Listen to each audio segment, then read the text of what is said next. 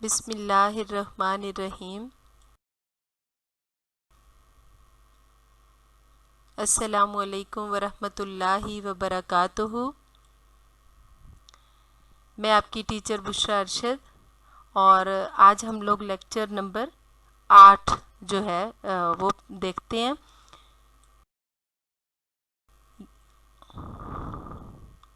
ये हमारी नज़्म है और इसका उन्वान है दरिया की कहानी। एक लेक्चर आप लोग इस पे ले चुके हैं, आधी नज़्म हम पढ़ चुके हैं। अब इसका अगला हिस्सा हम देख लेते हैं।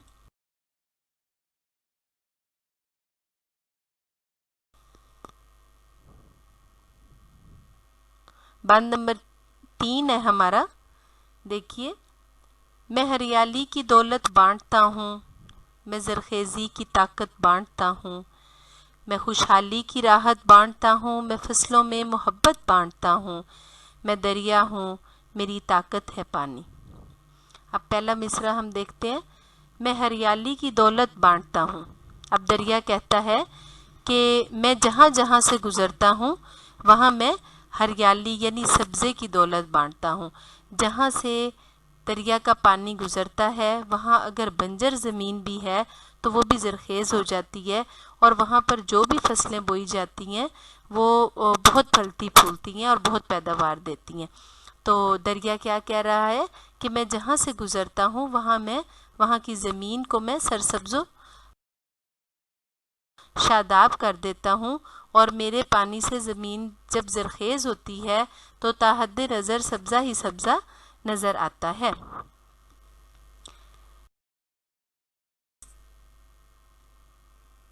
अगला मिसरा देखते हैं। मैं ज़रखेज़ी की ताकत बांटता हूँ।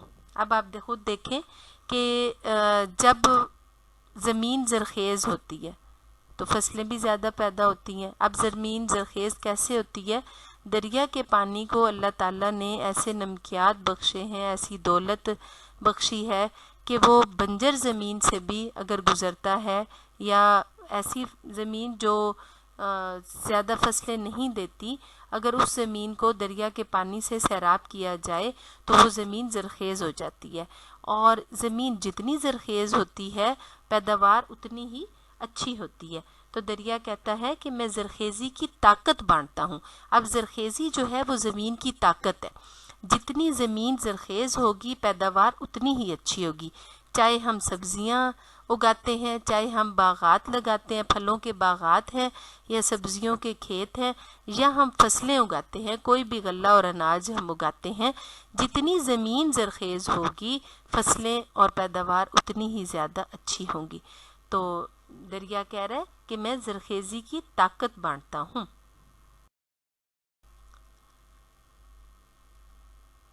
अगला मिसरा देखें। उसमें दरिया कहता है मैं खुशहाली की राहत बांटता हूँ।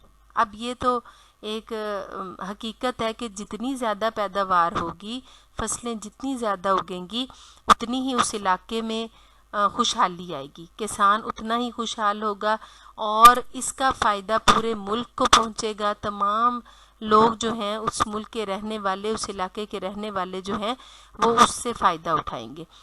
तो मैं खुशहाली की राहत बांटता हूँ यानी मैं आसूदगी बख्शता हूँ, मेरी वजह से आसूदगी आती है। कैसे? अभी हम पहले 2 मिसरों में हम देख चुके हैं कि जब ज़मीन को पानी लगेगा दरिया का तो वो ज़्यादा ज़रखेज़ हो जाएगी। जब ज़्यादा ज़रखेज़ हो जाएगी तो हर तरफ सब्ज़ा ही सब्ज़ा होगा। जब सब्ज़ा ज़्यादा होगा तो फसलें ज़्यादा उगेंगी। जब फसलें ज़्यादा उगेंगी तो गल्ला और अनाज ज़्यादा होगा, फल और सब्ज़ियाँ ज़्यादा होंगे और ऑटोमेटिकली जो है वो इलाके में और मुल्क में खुशहाली आती जाएगी। किसान भी खुशहाल हो जाएगा और लोगों को भी सस्ते दामों जो है वो ये सारी चीज़ें जो हैं ये मुयस्सर आ जाएंगी। अब अगले मिसरे में दरिया कह रहा है मैं फसलों में मोहब्बत बांटता हूँ। अब फसलों में मोहब्बत बांटने का मतलब क्या है कि ज़मीन की ज़रखेज़ी और हरियाली, फिर इसके बाद ज़्यादा पैदावार, ये फसलों से दरिया की मोहब्बत है। अब कैसे ये सब कुछ हुआ? जितना अच्छा पानी लगा उतनी अच्छी फसलें हुई, जितनी अच्छी फसलें हुई हर तरफ सब्ज़ा ही सब्ज़ा और उसके बाद फिर कसरत से गल्ला और अनाज हासिल किया। तो जो है वो दरिया वो कह रहा है कि मैं फसलों में मोहब्बत बांटता हूँ, मेरी वजह से फसलें जो हैं वो अच्छी पैदावार देने के काबिल होती हैं। मैं दरिया हूँ, मेरी ताकत है पानी। अब एक दफ़ा हमने एक एक मिसरा करके हमने देख लिया। अब हम पूरे बंद जो है इसका एक दफ़ा जायज़ा ले लेते हैं। मैं फिर पढ़ देती हूँ आपके सामने। मैं हरियाली की दौलत बांटता हूँ, मैं ज़रखेज़ी की ताकत बांटता हूँ, मैं खुशहाली की राहत बांटता हूँ, मैं फसलों में मोहब्बत बांटता हूँ, मैं दरिया हूँ, मेरी ताकत है पानी। अब दरिया क्या कह रहा है? दरिया कहता है कि मैं जहाँ से गुज़रता हूँ अपने पानी से वहाँ की ज़मीन को सैराब कर देता हूँ। मेरे पानी से हर तरफ हरियाली और सब्ज़ा उग आता है, ज़मीन पर रौनक आ जाती है। आप खुद देखें कि जहाँ सब्ज़ा होगा वहाँ रौनक सी महसूस होती है, वहाँ रौनक आ जाती है। मेरे पानी में बहुत से नमकियात शामिल होते हैं जिनकी वजह से ज़मीन ज़रखेज़ हो जाती है। इस ज़रखेज़ ज़मीन पर फसलें ज़्यादा उगती हैं। जितनी ज़मीन ज़रखेज़ होती है फसलें उतनी ही ज़्यादा उगती हैं। मेरी ही वजह से किसी मुल्क में खुशहाली आती है। जितनी फसलें ज़्यादा होंगी वो मुल्क उतना ही खुशहाल होगा, ज़्यादा ज़र मुबादला कमा सकेगा और लोगों को भी रोज़गार जो है वो ज़्यादा से ज़्यादा मिल सकेगा। मैं लोगों में खुशियाँ तकसीम करता हूँ। अब जितनी पैदावार ज़्यादा होगी, जितनी आमदन ज़्यादा होगी, लोगों को उतना ही उससे फ़ायदा हासिल होगा और आवाम उतनी ही खुश होगी। किसान मेरी वजह से खुशहाल हैं क्योंकि मेरे पानी से अपनी फसलें सैराब करते हैं। मेरी ही वजह से फसलें फलती फूलती हैं क्योंकि दरिया का पानी बहुत अच्छा होता है फसलों के लिए। तो जहाँ जहाँ जिन जिन खेतों को दरिया के पानी से सैराब किया जाता है वहाँ फसलें सही फलती फूलती हैं। और दरिया आखिरी में अपने आखिरी बंद में क्या कहता है? मैं दरिया हूँ, मेरी ताकत है पानी। जी, हम अब अपना जो आखिरी हमारा बंद है, बंद इसको देख लेते हैं। मैं आपके सामने एक दफ़ा पढ़ देती हूँ। मुझे चलना है सस्ताना नहीं है, सफ़र करना है घबराना नहीं है, कहीं भी मुझसा दीवाना नहीं है, हकीकत है ये अफसाना नहीं है, मैं दरिया हूँ, मेरी ताकत है पानी। अब ये आप सामने देख रहे हैं, शायर का नाम भी मौजूद है, डॉक्टर मोहम्मद साले ताहिर। आपने नाम याद रखना है, नज़्म का नाम भी ज़रूर याद रखें और शायर का नाम भी। अब हम मिसरे देखते हैं, 1 2 3 4 5। तो मैंने आपको स्टार्ट में भी बताया था जब हमने नज़्म शुरू की थी कि ऐसी नज़्म जिसके हर बंद में 5 मिसरे हों मुखम्मस कहलाती है। आपने ये बात याद रखनी है। अच्छा जी, अब पहला मिसरा देखते हैं। मुझे चलना है सस्ताना नहीं है। अब दरिया क्या कह रहा है कि मैंने मुसलसल सफ़र में रहना है। मेरा मकसद क्या है?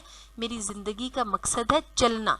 मुझे चलना है, सस्ताना नहीं है, मुझे आराम नहीं करना, बल्कि मैंने हर वक्त सफ़र में रहना है, मंजिल की तरफ रवां दवा रहना है। मैंने अपनी मंजिल की तरफ रवां दवा रहना है, मैंने रुकना नहीं है। मैंने कहीं पर भी आराम की नीयत से, आराम के इरादे से मैंने रुकना नहीं है जब तक कि मैं अपनी मंजिल तक नहीं पहुंच जाता। मुझे चलना है, सस्ताना नहीं है।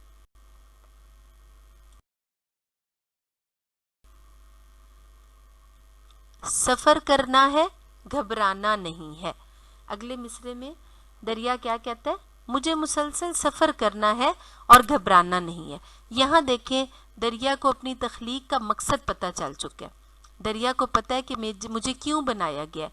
दरिया खुद बताता है कि मुझे इसलिए बताया गया कि मैंने मुसलसल चलना है और सफ़र करते रहना है, कहीं मैंने रुकना नहीं है। क़याम मेरी ज़िंदगी का मकसद नहीं है, पड़ाव या ठहराव मेरी ज़िंदगी का मकसद नहीं है, बल्कि मैंने मुसलसल सफ़र में रहना है और घबराना नहीं है। अब घबराना नहीं है यानी जितनी रास्ते में रुकावटें आए, चाहे चट्टानें आए, चाहे पहाड़ आए, चाहे बंजर इलाके आए, चाहे धूप है, चाहे बारिश है, जैसे भी इलाकों से, जैसे भी मौसमों की ज़द में मैं हूँ, जैसे इलाकों से मैं गुजरूँ, मैंने रुकना कतन नहीं है और ना ही मैंने घबराना है और ना ही मैंने परेशान होना है, बल्कि मैंने मुसलसल सफ़र करते रहना है।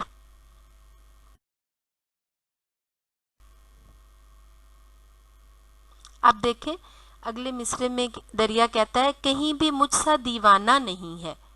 कहीं भी मुझसा दीवाना नहीं है। अब यहाँ पर दरिया अपने आप को दीवाना कह रहा है। दरिया क्यों अपने आप को दीवाना कह रहा है? कि जब उसकी ज़िंदगी का आगाज़ होता है, यानी जहाँ से दरिया बनते हैं, ग्लेशियर जो हैं वो पिघलते हैं, पहाड़ों पे से पानी आता है, फिर इसी तरह चलते चलते वो एक दरिया की शक्ल इख्तियार कर लेता है। वहाँ से लेकर आखिर तक दरिया की ज़िंदगी का मकसद क्या है? दूसरों को फ़ायदा पहुँचाना। वो अपने लिए नहीं जीता। वो मौसम की सख्तियाँ, वो रास्तों की सख्तियाँ और मुश्किलात जो हैं वो अपने लिए नहीं उठाता, बल्कि किसके लिए करता है? वो दूसरों के लिए कहता है। तो आजकल तो ज़माना ऐसा है कि हर बंदा अपना फ़ायदा उठाता है, अपने फ़ायदे की बात सोचता है, अपने फ़ायदे के लिए काम करता है। तो यहाँ पर शायर जो है या जो दरिया है वो कह रहा है कि मैं कहीं भी मुझसा दीवाना नहीं है। मुझसा दीवाना नहीं नज़र आएगा आप लोगों को, कहीं पे भी ढूंढ लो तो मुझ जैसा दीवाना पागल नहीं नज़र आएगा, जो अपने फ़ायदे के लिए नहीं बल्कि मुसलसल दूसरों के फ़ायदे के लिए सफ़र में है और तकालीफ जो है वो बर्दाश्त कर रहा है। जी आगे देखते हैं।